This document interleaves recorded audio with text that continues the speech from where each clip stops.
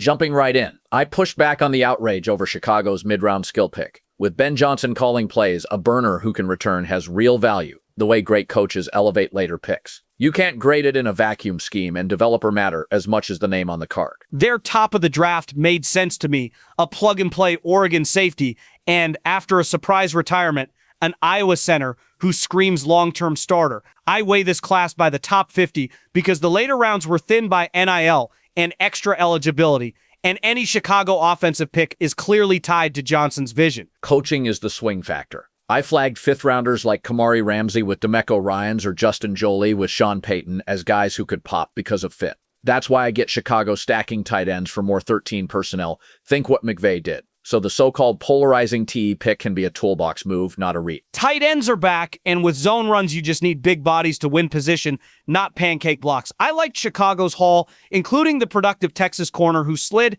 and I could see Kemet becoming a DJ Moore-style trade chip if Loveland takes off. The Rams drafted like a team protecting a title window. Hedge Higbee's cost and health with a field-stretching Ohio State tight end, add a ready tackle, and make sure Stafford and his eventual understudy are covered. It won't wow graders, but it fits their protect Matt plan. The true flashpoint was taking Ty Simpson that high. This wasn't a Packers-style flyer late in the round. It was a premium slot for a non-premium ceiling.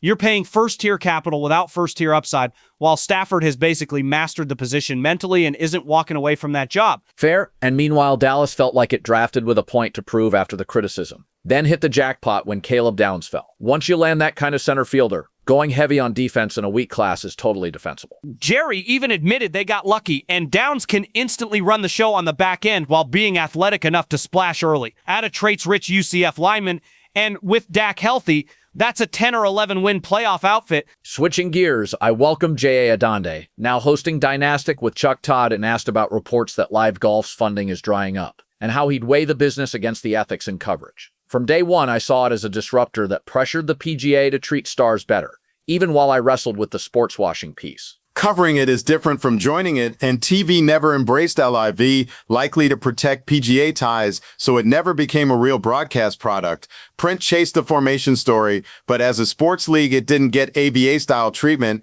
and without rights fees, it couldn't stick. I get why players chase guaranteed money, and I even went to an event to see it. But the larger question was how to square it with all the other American institutions doing business with the same funders. That tension never fully went away. For me, Jamal Khashoggi's murder made it feel fundamentally wrong, especially as a journalist, even as sovereign wealth money seeps into NBA and NFL ownership because valuations demand it. I couldn't detach the tour from that act. Before we wrapped, I brought up Steve Kerr's Jordan LeBron